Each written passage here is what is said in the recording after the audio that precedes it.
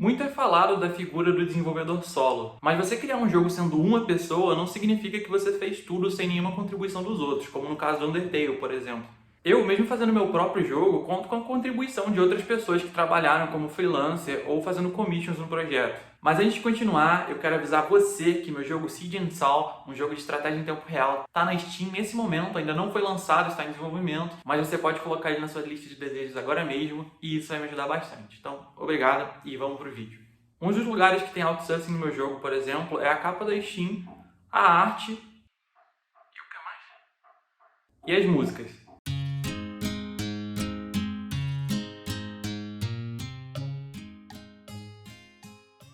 Outras áreas que você pode se beneficiar de contratar alguém são a programação, QA, narrativa, localização ou tradução dos textos do jogo e muitas outras dependendo do escopo do seu projeto. Beleza, então você tem o seu orçamento e quer comissionar com alguém a arte do seu jogo. Por onde eu começo? Eu, particularmente, já participo de muitos grupos de desenvolvimento de jogos e isso me coloca em contato direto com vários artistas. Além disso, eu tenho amigos da área também, então fica mais fácil eu priorizar essas pessoas quando eu preciso do serviço. Mas se você está no absoluto zero, a estratégia que eu recomendo e que eu usei, inclusive, é você entrar em grupos específicos do nicho que você procura. Então, se você procurar arte pixelada, entre no grupo de pixel art. Se você está em busca de áudio, entra no grupo de sound designers e por aí vai. Esses grupos nichados vão ser muito mais fácil de você encontrar uma pessoa especializada do que num grupo genérico que tem gente de todas as áreas.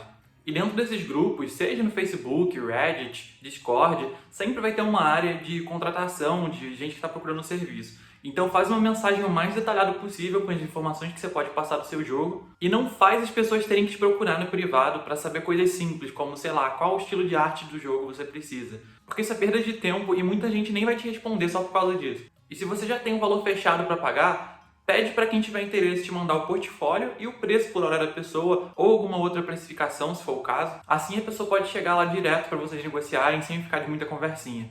Agora, se o seu orçamento está apertado, deixa o máximo de detalhes do escopo do projeto, de tudo que você vai precisar mais ou menos, tipo a quantidade de assets, animações ou esse tipo de coisa, e já diz de cara o valor que você pode pagar ou uma faixa aí mais ou menos desse valor. E aí, se uma pessoa fosse cobrar muito mais caro do que isso, ela já nem entra em contato e nenhum de vocês perde tempo. E se o valor que você está oferecendo não for muito baixo, é bem provável que muita gente vai te mandar mensagem interessada. Então, por favor, responde as pessoas. Se você ainda não se decidiu, deixe isso claro para quem está perguntando. Se você já escolheu outra pessoa, avise isso também. E mesmo se você só não gostou do estilo do trabalho daquela pessoa, deixa claro que você vai seguir com outra pessoa ou talvez não vai fazer esse trabalho por agora. Então não ignore quem está procurando trabalho, porque isso pode fechar portas para você. E se você começa a conversar muito com alguém e some do nada, essa pessoa pode passar um tempo esperando, achando que você vai dar um retorno positivo ainda.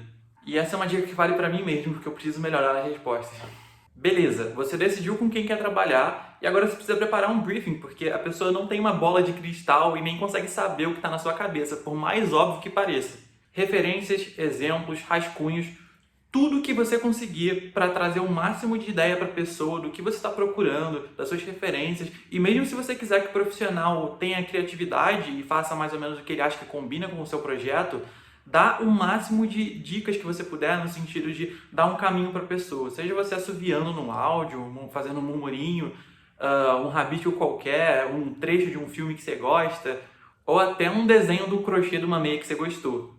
Isso é importante para a pessoa conseguir fazer um trabalho melhor e você não se frustrar depois pelo resultado não estar como você imaginava.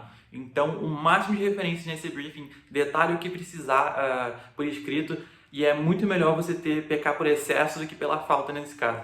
Ufa, primeiro passo concluído. Mas agora a gente precisa de uma segurança para você e para a pessoa que está prestando serviço. Na minha opinião, a melhor forma de pagamento é 50-50. Você paga metade antes do serviço e quando ele for concluído você paga o resto. Além disso, é muito importante você fazer um contrato, isso protege os dois lados e não precisa ser nada grandioso, isso é só uma segurança para se algum dos lados der para trás, ninguém vai sair lesado e se alguém não cumprir com o que precisava ser entregue, você não sai no prejuízo e nem o outro lado. Para isso, eu recomendo fortemente o Do Contract. E sim, ele é em inglês, mas ele é o mais completo que tem e tem todos os campos que você precisa preencher para fazer vários modelos de contrato. Então, usa ele como base, depois você pode traduzir ou passar um outro modelo que você pegou na internet. E tem vários modelos de contrato em português de graça aí pela internet, coisas como NDA, que é basicamente um acordo de não divulgação. Então, você tem um projeto em estágio inicial ou até já perto do fim, mas que você não queira que vaze nada do que está em desenvolvimento ou do que não foi definido ainda, não foi publicado.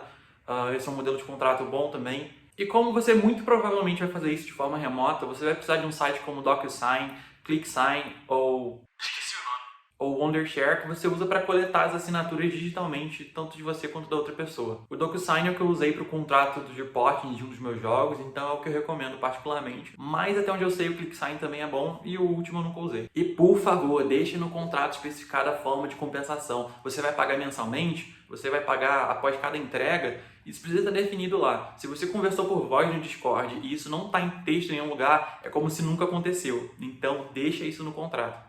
E se você é a pessoa que está prestando o serviço, fica a minha dica aí. Garanta que tem um limite para as alterações. Se você não vai trabalhar full time no projeto e é uma entrega individual, você pode negociar alguma coisa como 1 a 3 mudanças de graça e depois isso a pessoa paga. Isso para evitar que o cliente fique indo e voltando com um monte de alteração e você não consegue progredir nunca e você não vai receber por essas mudanças extras. Parabéns! Você conseguiu alguém para trabalhar no seu projeto e eu espero que tudo dê certo. Mas antes de ir para a próxima parte, eu quero endereçar o seguinte ponto. Como se proteger da possibilidade da pessoa contratada ter tirado aquela música, arte, etc. de outro jogo e ter te entregue como trabalho dela? E você só descobrir após o jogo lançado. Olha, o contrato é a maior segurança que você tem. Você vai especificar lá que o trabalho tem que ser feito original para esse projeto e tudo mais. Inclusive um exemplo de um colega meu que ele contratou uma pessoa para fazer a arte do banner dele na Steam e a entrega foi basicamente uma arte horrível de inteligência artificial, completamente absurda, e ele conseguiu o dinheiro dele de volta. Nesse caso, ele ainda deu sorte, porque eu acho que eles não tinham feito um contrato, e eu diria que as chances são muito baixas disso acontecer depois de alguém já ter assinado um contrato contigo. Porque o problema é que essa pessoa vai estar gerando para ela mesma depois é enorme. E do seu lado, além de tentar um reembolso ou até uma briga judicial, não tem muito o que fazer. Você vai ter que tirar os assets aí que foram copiados e substituir e arrumar outra pessoa para desenvolver eles. Como conciliar o trabalho de desenvolver o jogo e administrar as pessoas que estão trabalhando nele. Eu gosto muito de ter autonomia no meu trabalho, então para fornecer isso para os outros também, eu gosto de ter uma lista bem detalhada do que precisa ser feito e do que vai precisar ser feito depois e ter algum tipo de alinhamento, sei lá, semanal, por exemplo, onde você pode tirar dúvidas e deixar tudo alinhado aí entre vocês para a pessoa continuar trabalhando e já saber o próximo passo sem precisar que a pessoa pare e fique esperando você dar uma próxima instrução. Então, para evitar que isso aconteça, é bom você estar sempre à frente nas tarefas. Antes da entrega atual acabar, você já vai estar por dentro do que a próxima vai ter. E já puxando de outra pergunta, uma ótima forma de fazer isso é tendo uma plataforma como Trello ou Notion, por exemplo. E não precisa ser uma plataforma específica, a plataforma é o de menos. Se você tiver um Docs lá online aberto com uma lista de tarefas para a pessoa fazer, contando que os dois estejam alinhados, seja claro e visível para todo mundo que trabalha no projeto, tá ótimo. Como gerir o projeto em grupos grandes? Talvez eu não seja o melhor para falar sobre isso, porque num projeto com 4 pessoas, incluindo eu já fiquei meio sobrecarregado nessa parte de gestão, mas a dica anterior da ferramenta já é uma coisa que resolve muito isso. As tarefas, é bom que todo mundo tenha esse alinhamento que eu comentei também, do que tem a curto prazo e vai ter a médio prazo, o que vai vir depois. E eu gosto bastante de incentivar as pessoas a tirarem dúvidas e se comunicar de forma assíncrona, sem gerar nenhuma pausa desnecessária, então todo mundo está alinhado ali por mensagem mesmo. E dependendo do quão grande essa equipe que a gente está falando, talvez você precise de uma pessoa só para fazer todo esse papel. Porque pensa que você está num time pequeno e você já precisa gerir o projeto, você precisa gerir as redes sociais, fazer o contato com publishers, jornalistas, portais no geral. Então, assim, são até funções que deveriam ter outras pessoas específicas, mas a gente não pode se dar esse luxo. Então, talvez uma pessoa para unificar esses pontos seja o ideal para o seu time aí de médio porte. Como ser justo no rev share?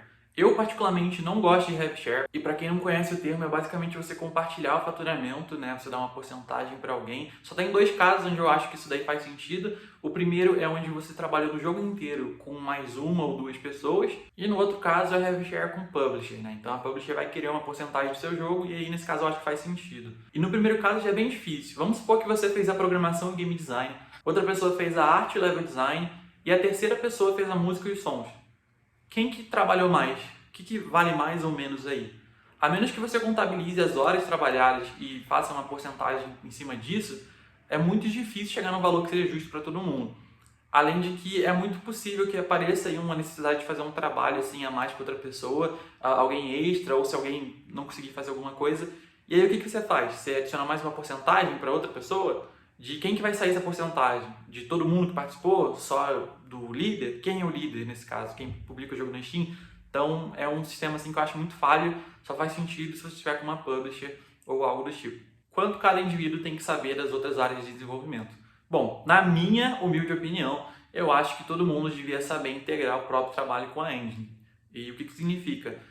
Por exemplo, um artista conseguir colocar seus assets e animações na engine. Não precisa programar elas para acontecerem, mas incluir isso no projeto. A pessoa que faz os áudios, as músicas, incluir isso na engine também. Mas aí isso daí é um mundo utópico, né? A gente não vive nesse mundo. Então eu acho que o ideal seria pelo menos todo mundo saber usar o Git e alguma ferramenta aí para usar numa plataforma como o GitHub, por exemplo. Não precisa saber usar a linha de comando, se você souber usar ali o softwarezinho, só para você conseguir conciliar o seu trabalho com o das outras pessoas, separar por branches e tal. Eu acho que já está ótimo, assim, já funciona o trabalho em equipe e não precisa também saber tanto sobre as outras áreas de desenvolvimento se você não for trabalhar nelas.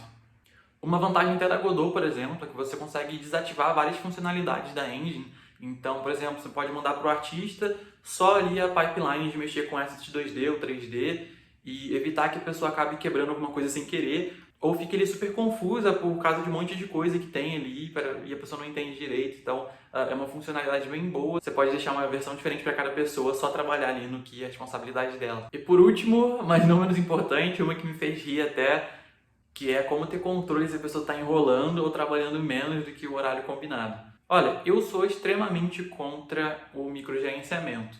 Então, se as coisas não estão funcionando baseado no acordo que vocês têm, eu vejo algumas opções. Você pode só falar com a pessoa para ver se isso é resolvido. Se for alguma coisa muito discrepante, você pode tentar renegociar, né? Olha, o tempo de trabalho não está sendo respeitado, as demandas que a gente tem, as entregas no tempo. E, no último caso, encerrar o contrato, né? Rescindir. Mais uma vez, está aí a importância do contrato. Se você tiver isso lá definido, você consegue encerrar o contrato de forma amigável e sem gerar nenhum problema, nenhum estresse desnecessário. Mas é isso. Eu não vejo nenhum motivo para você tentar monitorar o trabalho da pessoa além disso. Acho que isso daí já devia ser o suficiente. Então é isso. Tchau!